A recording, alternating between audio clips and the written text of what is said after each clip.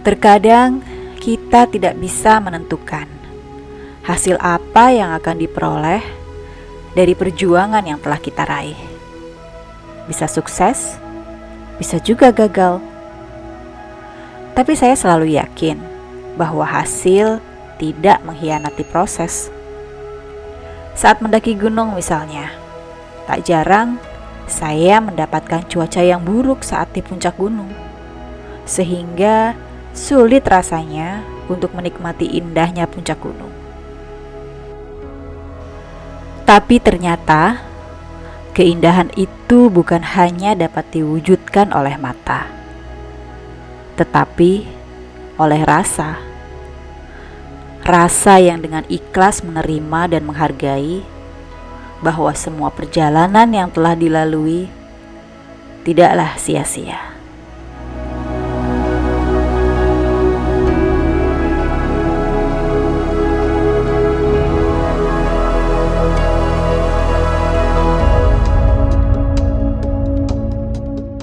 Selamat pagi. Kita mau berangkat ke Kerinci.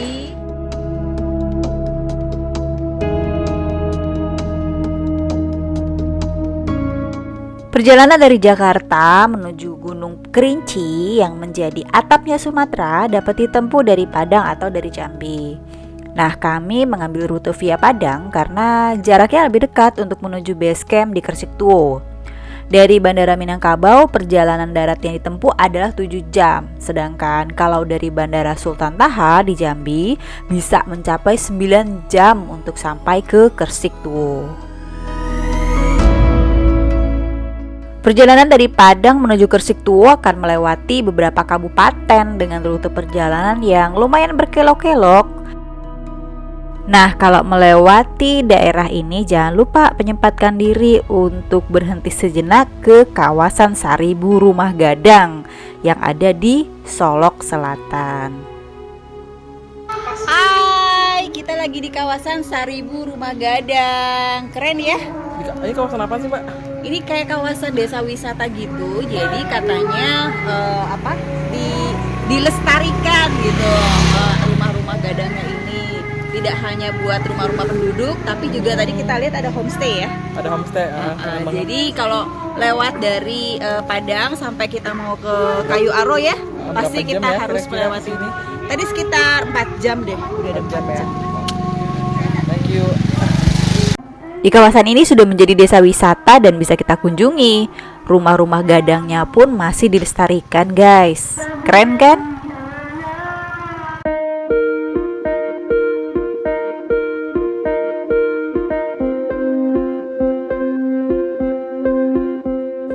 Gunung Kerinci terletak di kawasan Taman Nasional Kerinci Seblat yang merupakan taman nasional terbesar di Indonesia dengan luas kawasan sekitar 1,4 juta hektar. Desa terdekat tempat saya menginap adalah desa di Kersiktuo. Nah, wilayah ini terkenal dengan teh hitam kayu aro dari perkebunan teh kayu aro. Perkebunan teh ini termasuk kebun teh tertinggi di dunia setelah Darjeeling Tea Plantation di India yang ada di kaki Himalaya.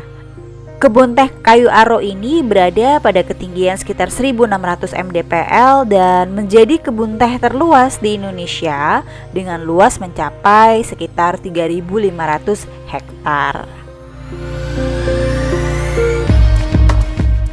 Perjalanan pengembaraan saya ke Gunung Kerinci ini adalah kali kedua. Perjalanan pertama waktu itu dengan Aji, anak saya. Nah, kali ini saya bersama beberapa senior di Stapala dan teman pendaki dari Samarinda. Hai, ini kita sedang persiapan barang-barangnya ini yang mau dibawa. Dan ini para porter kita. Halo, Pak. Halo. Hai. Senam pagi. Kayak gini nih, senam pagi. Olahraga packing, Bu. Oke. Cuaca bagus kayaknya nih. Insya Allah. Tanggal muda, gaji muda, cuaca bagus. Amin. Oke. Kita mau jalan kaki, melemaskan kaki dulu menuju Pintu Rimba ya. Ya. Tugu Macan menuju Tugu Macan. Oke. Sebelum berangkat kita jajan dulu nih guys. Jajan gorengan di ibu-ibu menjual. Lumayan. menambah energi. Yang mana? Mana? Tujuh, pilih. Ya, 10.000. Terakhir kesini tahun 2018 dan rasanya menyenangkan sekali bisa melihat Kerinci lagi. Mudah-mudahan diberikan izin sama Allah untuk bisa mencapai puncak Kerinci. Oke, kita mulai perjalanannya ya.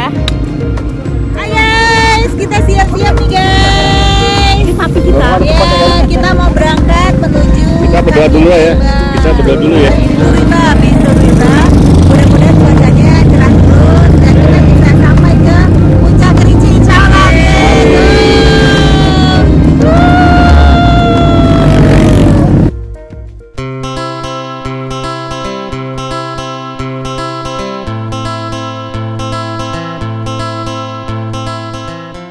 Gunung Kerinci adalah gunung tertinggi kedua dalam jajaran Seven Summit Indonesia dengan ketinggian 3.805 mdpl dan menjadi gunung berapi tertinggi di Asia Tenggara.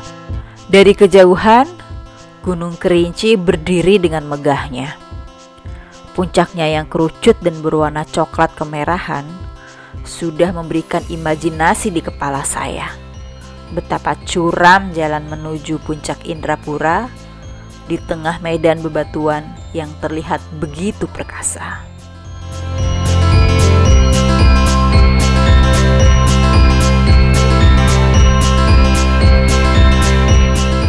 Hai guys, kita sampai di Pintu Rimba. Kita sampai di Pintu Rimba. Kali ini pendakian tidak hanya dengan senior-senior Sapala, tapi juga dengan kawan-kawan dari Samarinda. Lumayan tadi dari base camp sampai ke jalur ini. Sebenarnya kita bisa naik pick up tadi, tapi ada sedikit jalannya untuk menuju ke gerbangnya. Oke, sekarang waktu menunjukkan pukul 9. Mudah-mudahan kita bisa lancar ya sampai ke pos 1. Oke, ikuti terus ya perjalanan kami.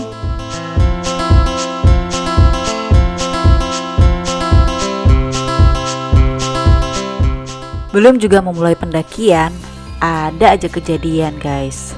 Pertama, peralatan kamera saya ketinggalan di Jakarta. Tapi the show must go on dong ya. Ya udah, akhirnya saya pakai gadget yang ada aja. Beruntung juga nih kakak-kakak senior berbaik hati meminjamkan gadget mereka untuk mengambil gambar-gambar selama perjalanan. Lalu tiba-tiba ada seorang senior yang tepar nih, yaitu Bang Tonjer. Ia mengeluh pusing dan gas dalam perutnya seperti ingin meledak. Akhirnya tim berhenti sejenak dan disinilah kekompakan 4 sekawan senior saya ini teruji. Kelihatan kan bagaimana mereka bahu-membahu mengobati Bang Tonjer dan memberikan semangat padanya. Lumayan banget ini. Ongkos pulang. Ongkos pulang, aduh. Manis gak? Manis. Nah, Yang kebetulan selamat datang di Kerinci, kayaknya cuacanya mendukung ya. Amin. alhamdulillah kita kumpul lagi kawan-kawan. Saya senang banget ya. Kerinci akhirnya terwujud juga gitu. Dengan 3 kali pengunduran. Yang keempat kita alhamdulillah sudah sampai di kakinya sedikit ukurannya.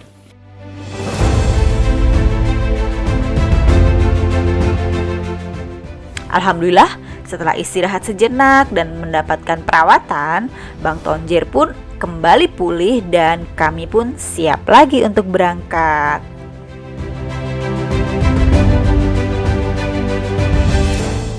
Berhubung saya termasuk yang junior dalam geng ini, saya kebagian menjadi pemandu untuk stretching pemanasan.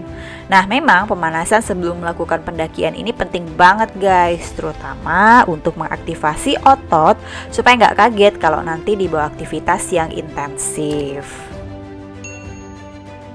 Mapnya dari Pintu Rimba 1810 mdpl, kita akan menuju ke puncaknya nanti 3805 mdpl.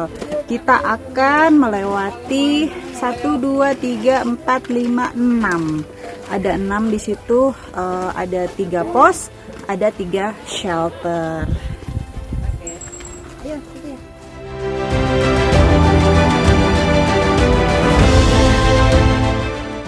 Senang banget rasanya bisa menyaksikan persahabatan abadi seperti yang dialami Mbak Lilis, Bang Barus, Bang Tonjer, dan juga Mas Putut. Mereka berempat telah berteman sejak masih kuliah dan sesama pencinta alam di Stapala. Melihat pertemanan mereka yang langgeng seperti saat ini, rasanya jadi bikin iri ya. Senang banget kayaknya bisa menua bersama dan masih bisa naik gunung bareng.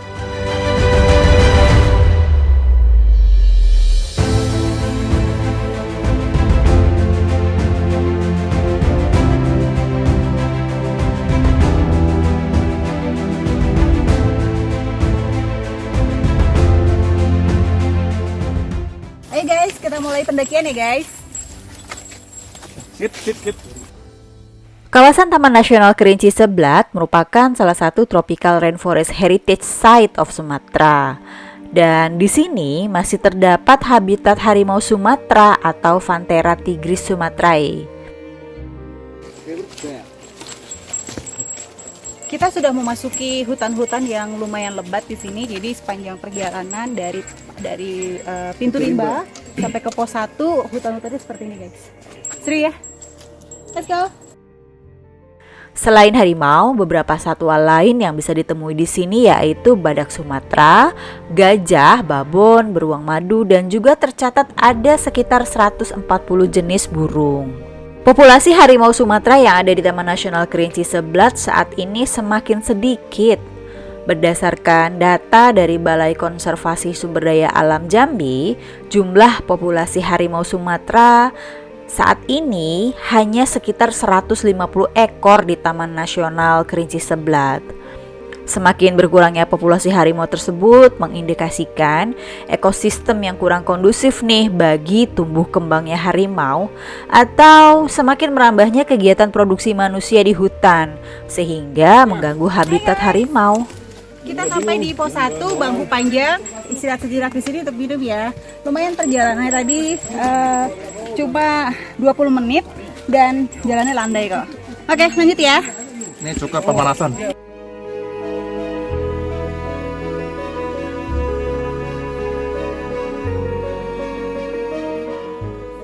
Hari ini kita lagi naik Gunung Kerinci bersama Bang Joni Ginting. Beliau anggota DPRD di Samarinda. Keren ya. Saya bisa, Anda juga harus ikut. Oke.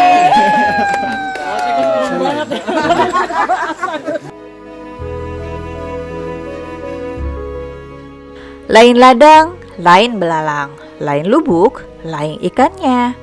Peribahasa itu artinya adalah setiap daerah memiliki adat istiadat yang berbeda. Satu aturan di satu daerah bisa berbeda dengan aturan di daerah yang lain. Begitu juga dengan di gunung, lain wilayah, karakteristik gunungnya pun juga bisa berbeda.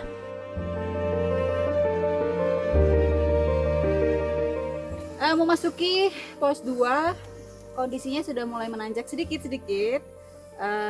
Tapi masih lumayan landai. Cuma memang mesti endurance supaya kita bisa cukup tenaga sampai ke shelter 2 bayangan. Oke, lanjut ya guys.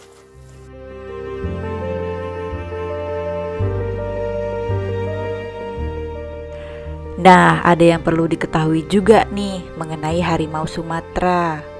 Harimau sebenarnya termasuk hewan yang aktif di malam hari. Biasanya mereka akan tidur di siang hari dan baru sekitar sore sampai malam keluar untuk berburu mencari makan. Jalur sepanjang pos 2 dan pos 3 dekat area hutan lumut termasuk jalur yang katanya sering dilalui oleh harimau Sumatera nih guys. Itu sebabnya kita tidak disarankan untuk mendirikan tenda di areal tersebut atau melakukan perjalanan setelah matahari terbenam. Untuk jaga-jaga aja sih, kalau ketemu harimau beneran kan bisa mati gaya ya. Katanya ini 2 hari lalu ada badai dan ada beberapa pohon yang tumbang menutupi jalan. Lumayan juga kita harus melompati seperti ini. Oke, lanjut ya.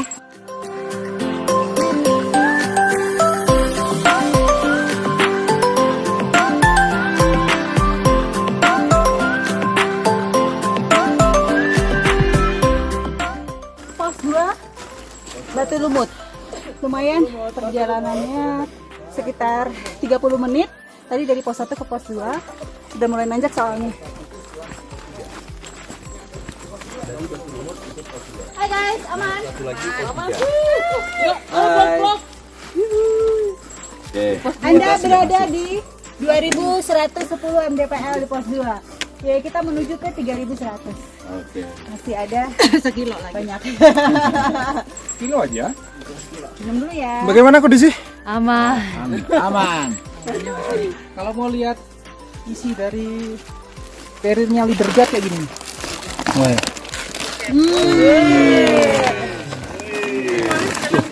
Masuknya Hanya dipajangin doang.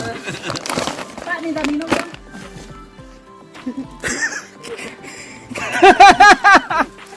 Apa nih yang dibuka?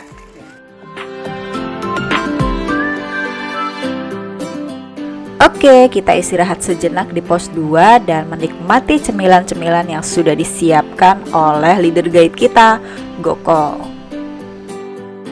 Oh iya, di pos 2 ini juga terdapat sumber air yang katanya merupakan endapan dari sungai kontemporer yang hanya berair pada musim hujan.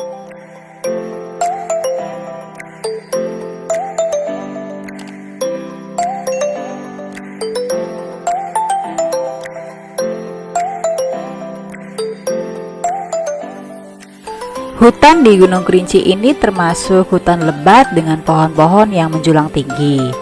Sinar matahari agak sulit untuk menembus rimbunnya pepohonan, sehingga di kawasan hutan ini banyak tumbuh lumut dan udaranya lembab. Pepohonan berbadan besar seperti mahoni tumbuh dengan subur di sini. Selain itu, di kawasan hutan Taman Nasional Kerinci Seblat ini juga terdapat Rafflesia arnoldi loh guys.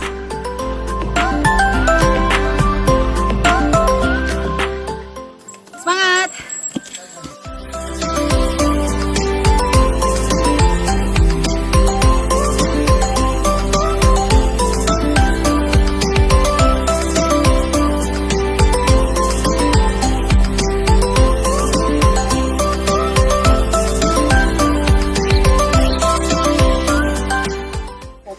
Oke, lumayan guys nanjaknya dari pos 2 ke pos 3. Udah tanjakannya udah seperti ini. Bahkan kayak jalurnya tuh udah mulai rada-rada nggak kelihatan nih guys. Hai. Aduh, hai. Aduh, mami. Foto-foto.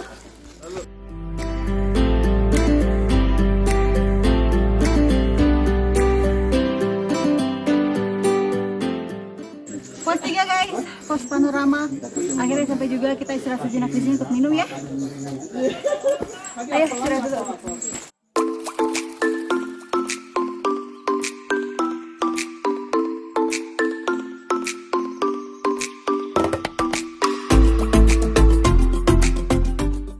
Oke, kita sampai di pos panorama, pondok panorama 2220 mdpl.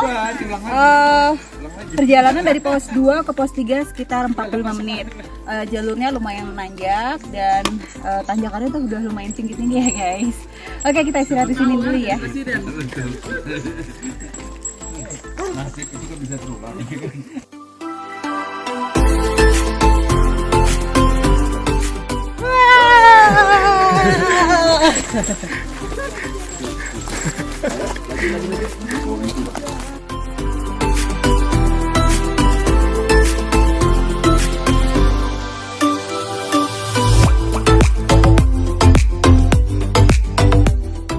Persiapan menuju tanjakan yang lumayan ekstrim di situ.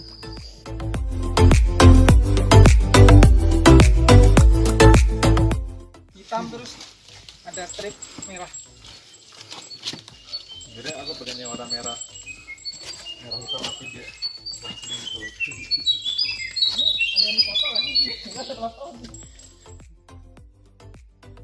Sobat pendaki, setiap kali saya riset mengenai medan atau jalur pendakian gunung, sering banget yang saya temukan dan kadang ramai dibicarakan justru yang ada kaitan dengan mistisnya loh.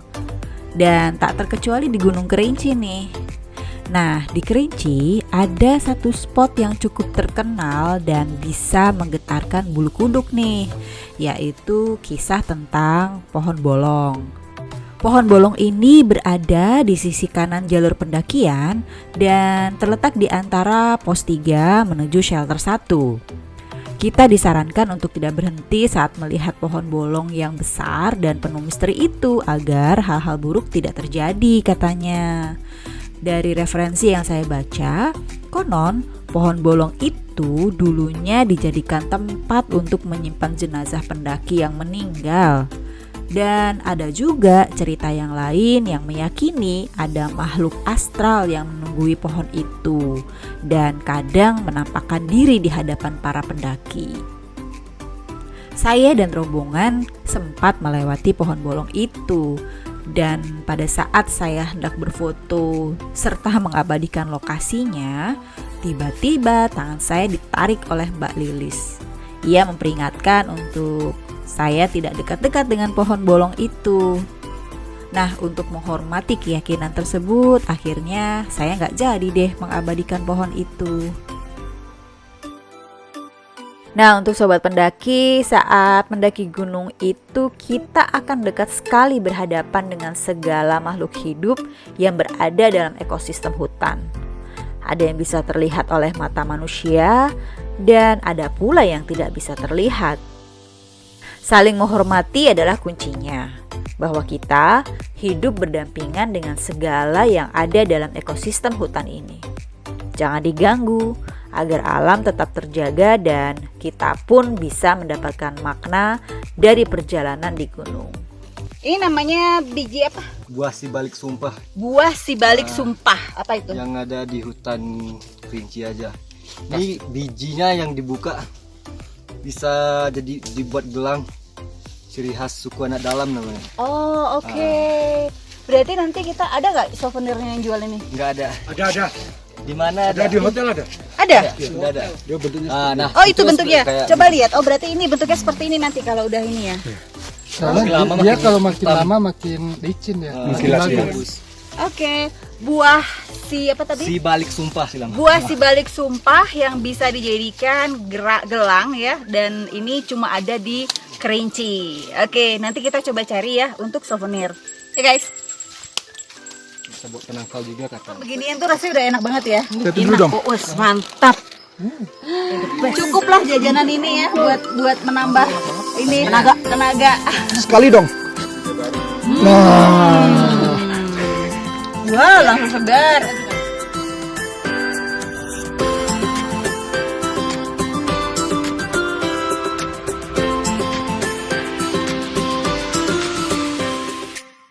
Salah satu persiapan vital yang harus disiapkan dalam pendakian adalah air minum. Di kawasan Gunung Kerinci terdapat beberapa sumber air yang bisa diakses pendaki, antara lain di sekitar pos 1, pos 3, shelter 1 atau shelter 2, dan juga di shelter 3. Nah, sebenarnya sumber air ini sepertinya merupakan endapan air hujan atau rembesan air. Tapi di beberapa tempat ternyata kondisinya ditemukan kotor dengan banyaknya sampah atau kotoran manusia. Itulah sebabnya guys, membawa persediaan air minum yang cukup dari bawah sepertinya vital ya. Lebih baik bersiap diri sih daripada menyesal nanti pada saat sudah di atas.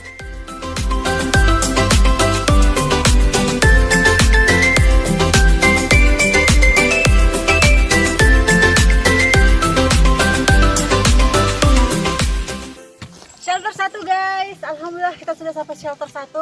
Kita istirahat dulu di sini, makan siang. Kita bisa menempuhnya dengan waktu 1 jam, lebih dikit lah, 1 jam 10 menit, lumayan. Oke, kita istirahat dulu ya guys.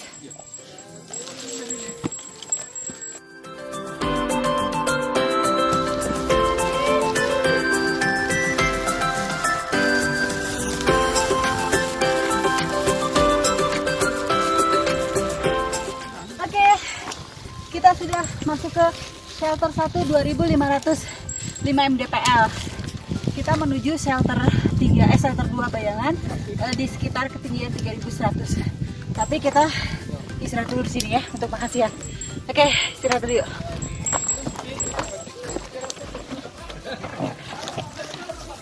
Shelter Shelter 1, alhamdulillah. Capek gua. Senang teman-teman masih sehat semua. Alhamdulillah sampai shelter 1. Ini dia Hai, kembali peserta nomor 1. Luar biasa abang kita ini ya. Abang kita ini ya. Nomor 1, sementara saya tuh paling buncit. Nah, luar biasa yang abang kita. Nggak sia-sia. Ini bukan cara kejuaraan, bukan. Tapi bagaimana cara mengalahkan dari dalam ego kita. Oke, jauh-jauh dari Samarinda itu nggak sia-sia lah ya. Luar biasa memang. Siap dulu ya bang ya. Sip.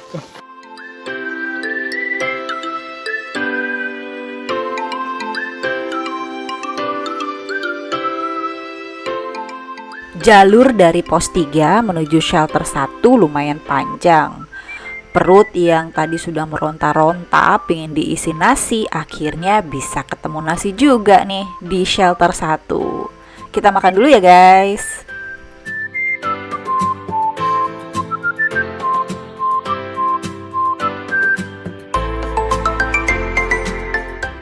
Memasuki hutan lumut-lumut ini, lumutnya udah bagus sekali. Setelah melewati shelter 1, vegetasi sudah mulai pendek dan bahkan di beberapa area sudah mulai terbuka. Di beberapa trek ada kombinasi jalur landai, tapi jangan terlena dulu ya, karena tanjakan-tanjakan berikutnya sudah menunggu. Hai guys, ini saya lagi bareng sama adik-adik yang dari Depok ke sini, katanya naik motor ya? Motor. Berapa jam kalian? Berapa lama? Bukan berapa jam? Berapa hari? 3 hari. 3 hari dari Depok ke? Enggak, Sampai- 3 hari dari Bandar Lampung. Di Bandar Oh, Lampung. oke. Ya, kalau dari Depok sekitar 5 harian. Buset. Dari Depok. Jadi mereka untuk bisa sampai ke sini itu berkendara naik motor 5 hari. Terus kesininya 2 malam ya? Ya. Oke, Enggak, terus nanti- satu malam. Terus nanti balik lagi ke Jakarta, ke Depok lagi 5 Enggak. hari lagi. Enggak. Kita lanjut ke Sabang, Aceh. Wow, ini anak-anak petualang banget ya, luar biasa kali ya. Aduh. Nanti oke. project berikutnya dari Depok ke Merauke. Jadi Iya. 0 kilo ke 0 kilo. Wow. Nol Nanti kilo. Februari rencananya mau ke Merauke, cuma sepedahan. Dari yang berbeda. Ya. Project. Hebat, kamu nama siapa? Arzan. Arzan, kamu? Kucel. Ucel. Apong. Apong, satu lagi? Abi. Abi. Oke, seneng banget saya ketemu sama anak-anak muda yang hebat-hebat, yang kuat-kuat. Tapi jangan lupa ya, pada saat nanti kalian naik motor, hati-hati, jangan sampai melanggar lalu lintas ya. Siap. Dan tetap empati sama orang-orang di sekitar. Siap. Oke, jangan bawa sampah sembarangan ya guys. Oh, siap. Oke, guys, kita lanjut lagi ya. Yuk. Dadah. Thank you ya. Bye.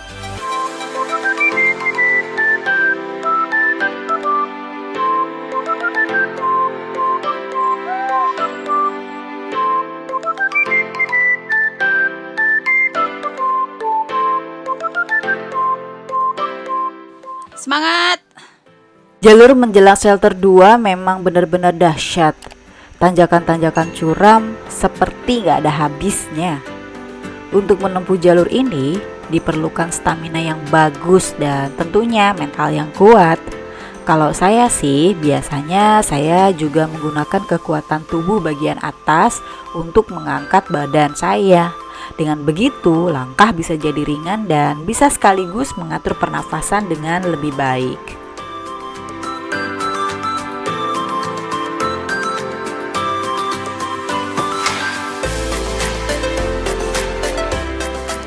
Tanjakannya curam-curam, guys.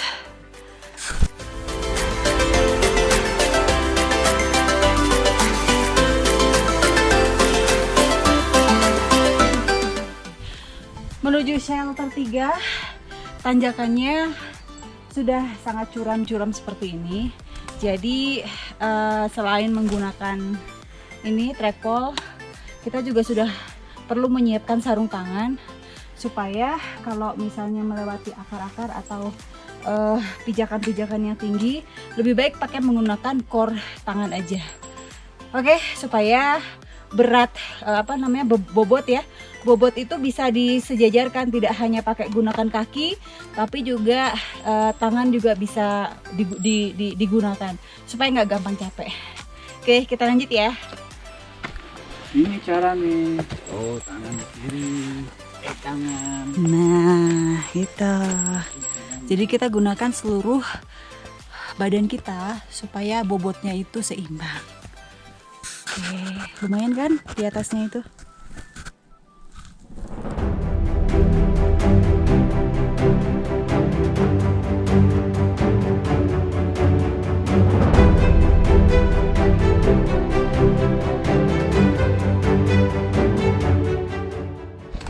Medannya gimana nih ibu-ibu? Cukup gila. Gak ada matinya. Gini, hampir meninggal. Lingkungannya sih bagus, enak, teduh. Tapi tanjakannya, Tanjakannya juara. juara. Begitulah tadi komentar dari ibu-ibu Sri Kandi pendaki yang hebat-hebat. Akhirnya mengalami medan yang luar biasa juga di sini. Tapi luar biasa udah bisa sampai di sini dan dengan wajah-wajah yang masih sumringah. Karena coklat. Sudah makan coklat lagi. Mana itu anak muda di situ? Aman? Aman.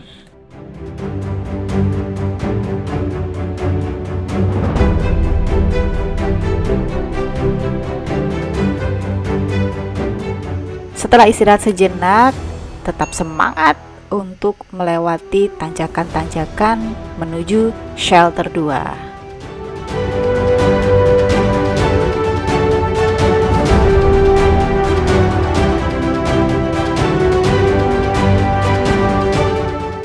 Ini salah satu tanjakan yang lumayan terjal nih guys. Sebelum Coba ya. sebelum shelter 2. Sebelum shelter 2.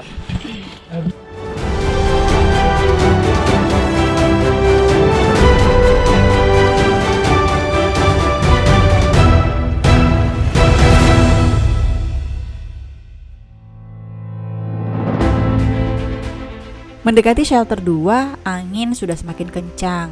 Selain karena sudah memasuki ketinggian 3000-an mdpl, sepertinya cuaca di sore itu memang kurang bersahabat. Saya akhirnya menggunakan windbreaker untuk menahan angin yang semakin terasa menusuk tubuh.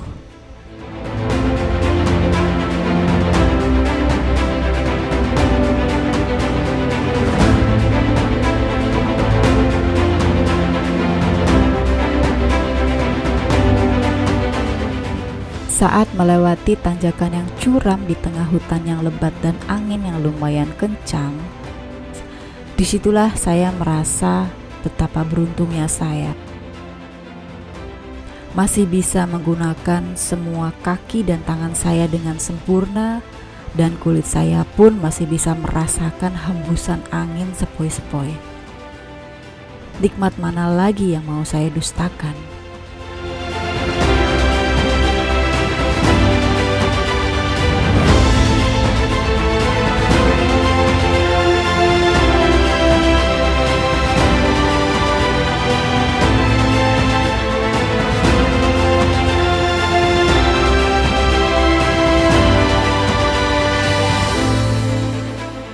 Perjalanan saya di gunung bukan hanya untuk menancapkan kaki saya di atas puncak gunung, tetapi justru ini menjadi sebuah perjalanan spiritual buat saya. Untuk selalu mensyukuri setiap hembusan nafas yang masih bisa saya lepaskan, dan setiap langkah kaki yang bisa saya tapakkan ke bumi.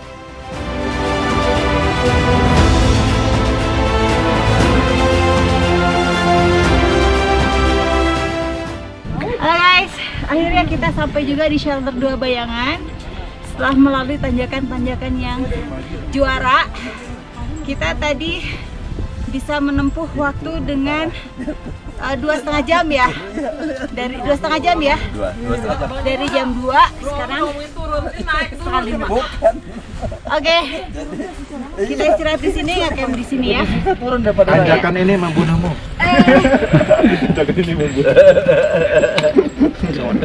Oke. Di shelter 2 kami tetap Semangat. ceria dan tetap dalam satu keluarga. Apa yang membuatmu mendekati dengan kematian membuatmu tetap semakin hidup lebih hidup?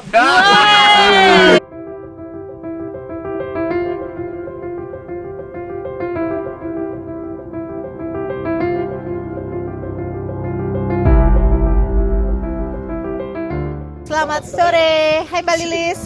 Halo, hai. Hai. Cuacanya lumayan berangin. Anginnya kencang. Jadi ini udah pakai macam-macam tebal-tebal gini supaya tidak masuk angin.